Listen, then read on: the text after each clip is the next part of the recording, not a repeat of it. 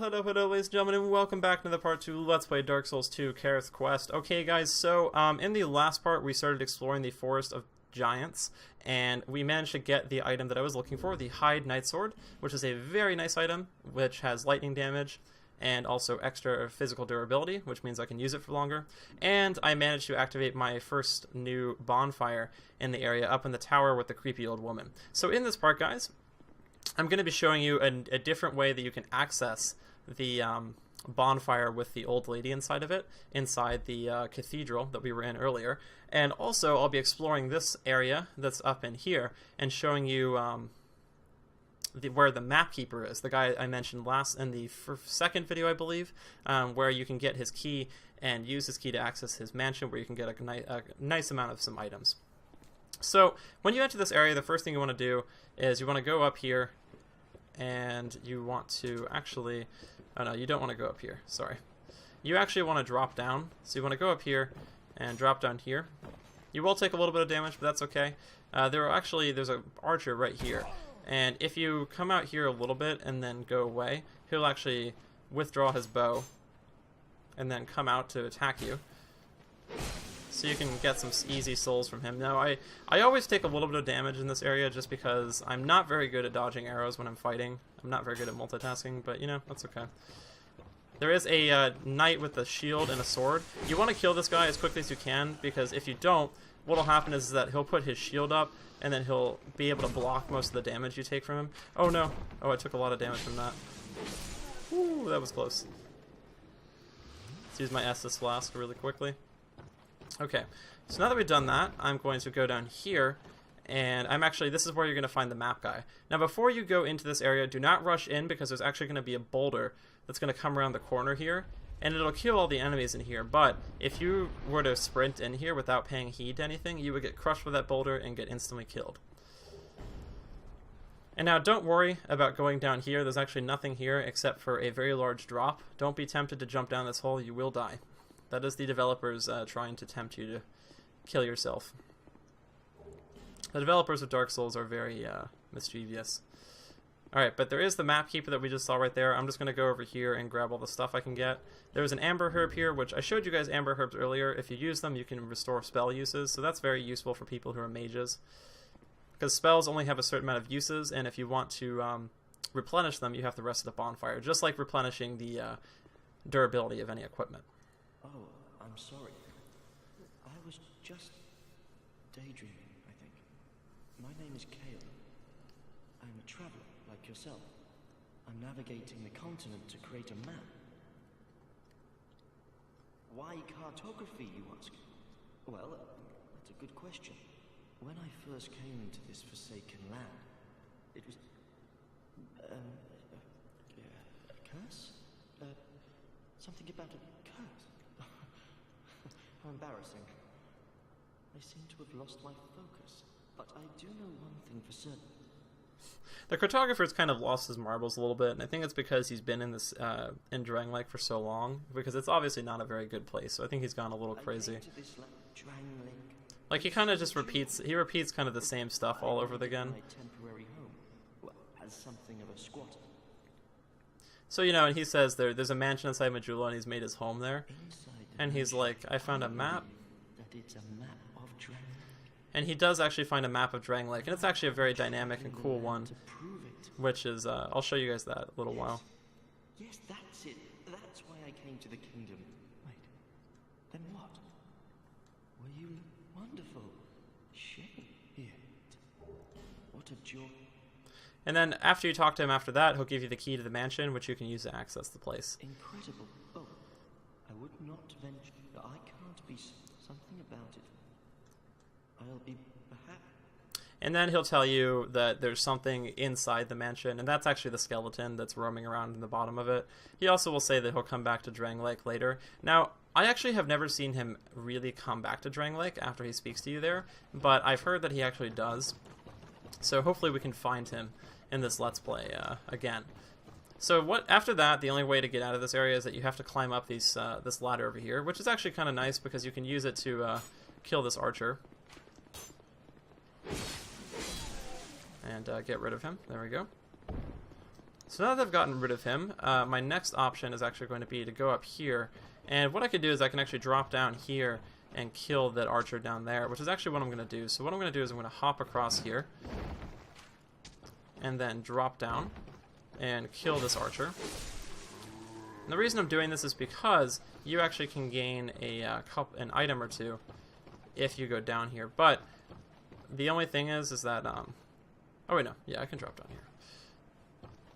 What you got to do is you got to go up here and then just kind of mosey your way about. Grab this Titanite shard. Titanite shards are very nice. They can be used to upgrade weapons later in the game. I'll be using those a lot more often once we get to around the mid game. But right now we can't use it. So now that we've done that, let's go head back over here. And unfortunately, we are going to have to go all the way up this place to get back to where I was originally. So let's go back here. Okay. Alright, so now that we've done that, let's go ahead to the next area. That's pretty much all there is to do in this area. There is one place I did miss, though. Let's go over here and kill this knight. You can kill him and then claim the torch that's right here, which we know what torches do. You can use them to light certain bonfires and things like that, and then give you more vision if you're in a very dark place. I don't use them very often, except for when I want to light places to give it some atmospheric lighting. But, you know, they're nice. Okay, so let's go up here and head to the next area. And this is where I'm actually going to be showing you all how to get a new route to the, to the bonfire that we activated last part. So to get there, though, you're going to have to kill these two guys first. But they're pretty easy. You have the advantage on them because they have their backs turned. This poleaxe guy can be a little tough at times. Like I said, he's got 2 3-hit combos. One of them, he swings the halberd over his head, or the poleaxe, and he'll swing it down on you, and the other one, he'll just do those multiple swings. Now, okay, now before I go ahead, now you will see this enemy up here, and you will be tempted to climb this ladder and go for him. Do not do this yet.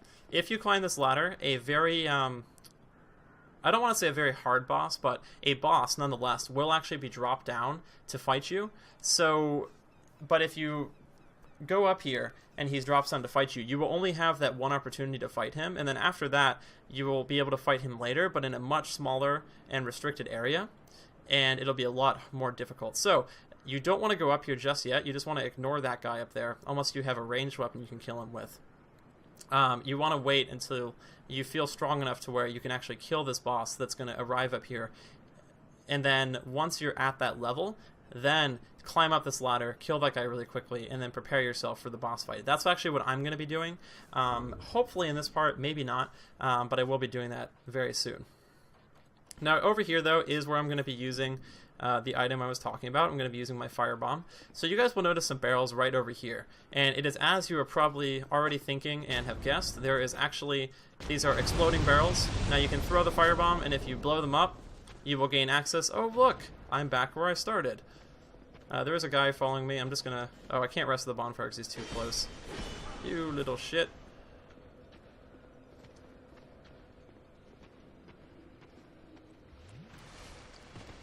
I hate the knights just because they always hide behind their shields, and I have to hit them a bunch of times to actually break them off. That's okay.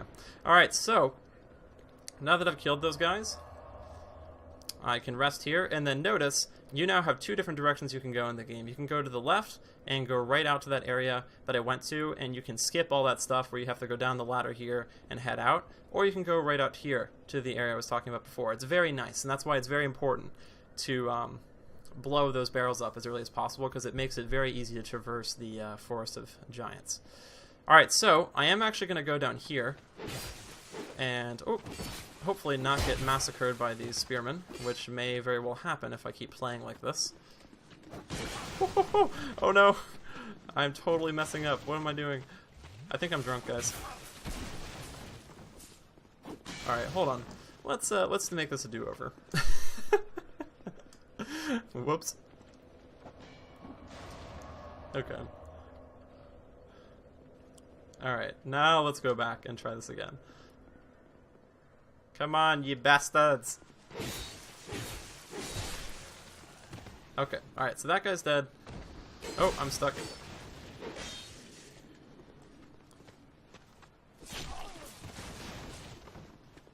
Come on, buddy. What you got? And there we go. Okay, killed them finally. Whew.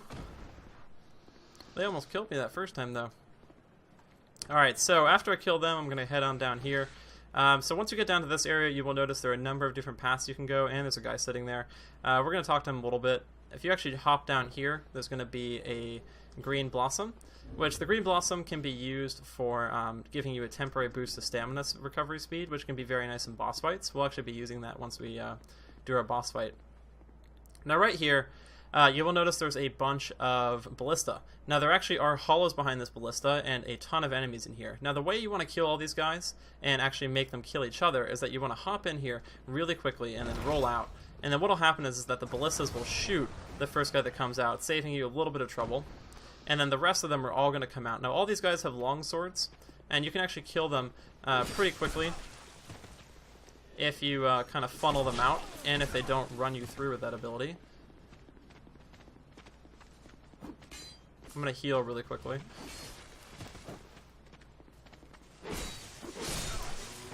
Alright, so I'm going to kill those two guys.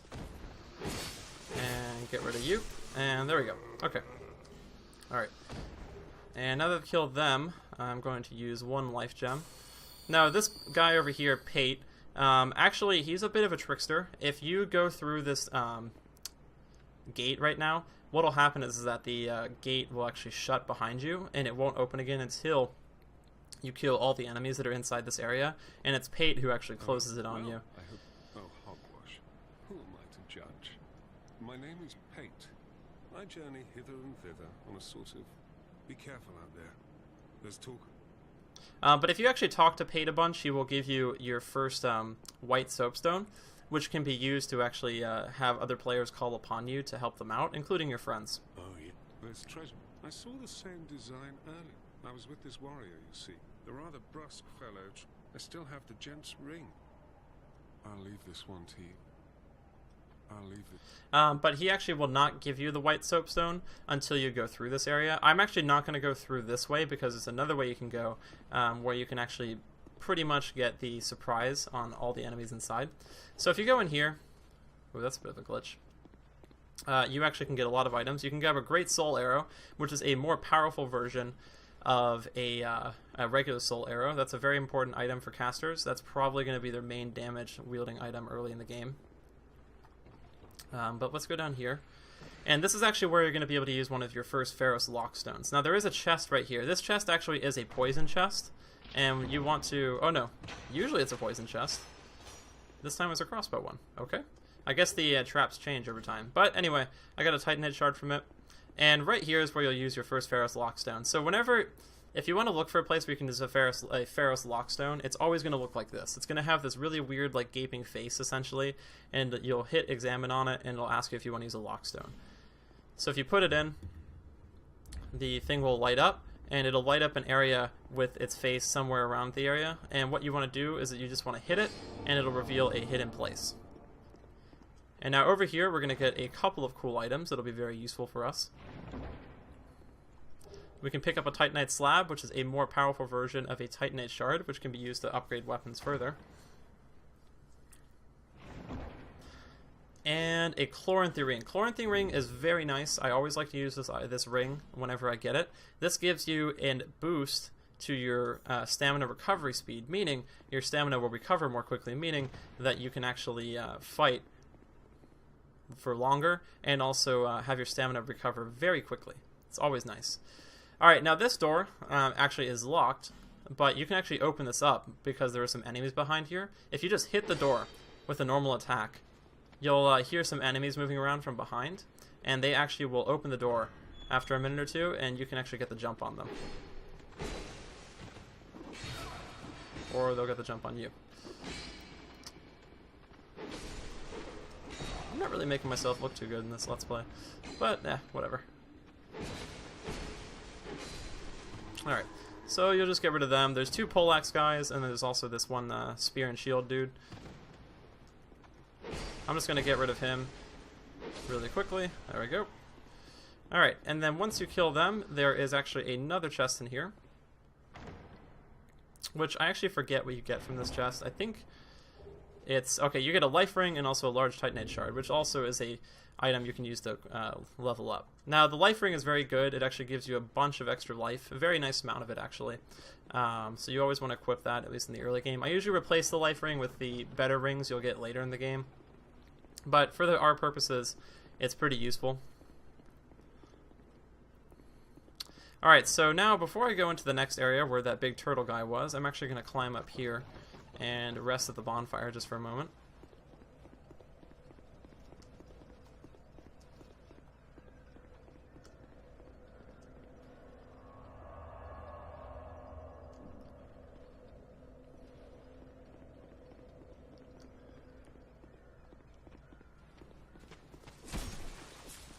And I'm pretty much just going to ignore these two guys. They will try to follow you down after you get on the ladder, but you really can just ignore them. They're not really that big of a threat. Now over here, there is a guy who looks like a turtle with a mace, or with a big hammer, and then also these two guys. These guys will throw firebombs at you, and you will notice there are some barrels over here that look exactly like the ones we saw up above. That's right, these are also explosive barrels. So you want to be very careful in this area, because if you fight in this area, there's a potential for you to get killed by exploding crap. Now, I'm going to ignore that area for the time being because I don't need to go in there just yet. I'm just going to kill that guy, which I just did, and then I'm going to go over here and grab this large soul of the lost undead and then head up the ladder. Because I did say there is another way you can go in through the area over on the left where you can get locked in, and that way is actually up here. So if you get up here, you have two choices. You can go over here and go kill those two guys, which I will do right now actually. You can grab a crossbow here as well, so you'll get your first crossbow that you can use with your crossbow bolts. But what you want to do is you'll go up here, and you actually can kill these guys by dropping down on them. Alright, sorry about that, folks. I had to take a quick pause there. So, where were we? Okay, we were going to kill these guys. So we're going to jump down and get rid of that guy really quickly. Now, there actually are 3 enemies here. One of them is actually hiding over here. I like to kill the sword guy first, just because it's a little easier. The sword and shield guy will just hide with his shield up. Oh, has he glitched? Haha! Looks like he glitched. Oh, well, that made things easier for me. Okay, then. Alright, so now that we've killed them, let's go loot this chest, and then that'll be all the enemies up here. And now we won't have to worry about any firebombs landing on my head. Now, you will actually get a mail breaker, which is a pretty decent weapon with a lot of armor penetration. Or actually, sorry, there is no... Actually, no, yes, there is armor penetration. What am I talking about? Or is there? I forget. Or actually, no, there's no armor penetration in this game. The thrusting sword, though, does thrust physical damage, which actually a lot of enemies don't have resistance to. That's where its penetration comes from. Okay, that's right. But the important item I just picked up is actually going to be a helmet that I'm going to equip. It's going to be an infantry helm. Now, this is actually a pretty decent helmet. I use it during the early game for the most part. It'll give you a lot of extra physical resistances, and also some extra resistances to magic, fire, lightning, and also dark. And it actually looks pretty cool too. It's like a Renaissance type of helmet, almost like a conquistador helmet. It's pretty nice. Oh, there's actually an item up there that I forgot to get. Alright, I'll go get it later. Probably when I'm not recording. I'll just go and grab it so we don't have to waste time with that. Alright, so we're actually going to go kill this turtle shell guy now. So we're going to aggro him. Now this guy, he has this ability where he slams his hammer down. Now, you want to be careful with this dude, because every time he slams his hammer down, your speed actually decreases. So you really can only land in 1 or 2 hits. He also has a 1-hit combo as well as a 2-hit combos. So you want to be careful about that. He sometimes will bring his hammer down more than once. But you pretty much, it's really easy. You just kind of have to swing at him and then just roll back, and then you'll kill him pretty easily. It's not that hard of an opponent. Alright, so now that we've done that, let's go head up here and go to the area that I was talking about. Okay, so you want to make sure if you go in this way, you just hop down here, and then you can go up this little cliff, and then, or this little hill, and then just slash at this cart until it gets destroyed. And then if you notice, you're actually going to be going in from behind these guys now. Now, all of these enemies originally were expecting you to come from the opposite direction, but if you come from this way, you actually can kill them very easily and get the jump on practically all of them. It's very nice. You also will have a height advantage on those 3 guys that are down there. And if you think about it, if you went around the other way, and killed these guys, you would have had to fight them under while this guy was firing at you, and that would have been really problematic. He also was spazzing out quite a lot. You also, since you have a height advantage, you can use the witching urn to kill a few of these guys. So I'm going to actually throw this urn at them. I can do a little bit of damage to them. The witching urn can do a one-hit KO, not to the guy with the shield, but to the one with the poleaxe, if you hit them correctly. Alright, so he tried to take a swing at me. I'm just going to get rid of him. And there we go. So in one quick stroke, I've pretty much killed all those guys. Now, I believe there are a few more in this tunnel, if I remember correctly. No, there's not. Okay. Alright, but if you go down here, you can get a aromatic ooze. And now, the other thing that you do want to do is that there are actually hidden walls scattered throughout Dark Souls 2, and one of those walls is actually up here. Now, the Pharaoh's Lockstones, like I said, you saw that the walls get marked when you use the Pharaoh's Lockstones, and then you have to attack them to activate them. Now, in this game, if you want to find a hidden wall, the way you do it is that you walk up to the wall and then hit X or A, depending on if you're playing on PS3 or Xbox. So if I go up to this wall and then hit X... Oh, wait. Hold on. Where's the wall again? Oh, yeah, that's right. It's down below. Sorry. But you want to check for hidden walls, you just want to look around and then walk. There it is. Okay. You want to walk up to the wall and then you just hit the action button, which is X or A, depending on your control, and then you'll open the hidden door in the wall.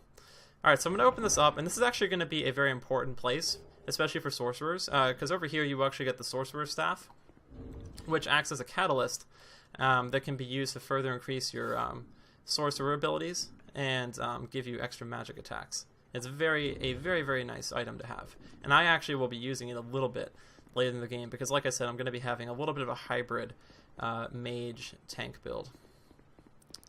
We're not playing as a paladin, we're going to be playing as a mage tank, though, just to make sure you guys understand the distinction. Now, I am not going to drop down there just yet. I actually want to go down here and kill these guys, because there are one or two items. Now, there is a unit hiding behind here. You can kill him pretty easily, though. I'm going to use my Estus Flask really quickly and kill this archer. Just get rid of his ass. There we go. And now that we've done that, I've gained a few wood arrows, and I've completely cleared out this area. And now that I've done that, this gate... Oh, no, the gate closed because I just dropped in. Okay. Alright, well, the gate has actually closed now because I dropped in this area, but since I killed all the enemies here, I can kind of just run through here really quickly and then get back to Pate. And then once you talk to Pate, after clearing through this area, he will give you the white soapstone stein, and then you can use that to make your summoner mark on the ground, which can allow other players to summon you. So we will just go through here and roll down. There we go. Well, hello. I hope that break. Be careful out there. There's talk of Oh. It allows undead to call out for help with luck. Well, I hope So, alright, so now that I've done that, I have the white soapstone sign, which I can use, you know, like I said. You guys know what it does, so I don't need to repeat myself. Oh, hello there. How are you doing today? Do we have another visitor that's going to jump down on me? He's not brave enough. Alright, well, I'll go kill him then. I will take the fight to him. Come on, you piece of shit. There we go. Okay. Alright, so now that I've killed those guys, let's go and rest over here. Okay, so, actually I'm going to be going back to the Far Fire in a minute and leveling up my character a little bit. But first off, I want to talk to the Merchant Hag. And what you want to do with her is, like all NPCs, you want to exhaust all of the conversation options you can until she keeps repeating the same thing over and over again. Because once you actually talk to the merchants over and over again, they actually will usually say they're going to be packing up shop and they'll be coming to Majula. And that's how you actually get the old woman to come to Majula. So what you do is you just talk to her for a little while.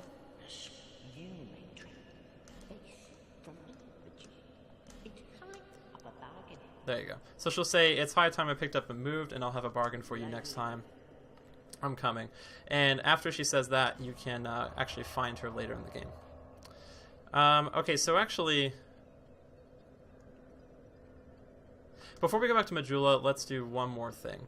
Let's actually head over in this area and grab some other stuff. But we're going to save that for the next part. So I hope you guys enjoyed this part to Let's Play Dark Souls 2. Have a great afternoon, folks, and I'll see you all again later.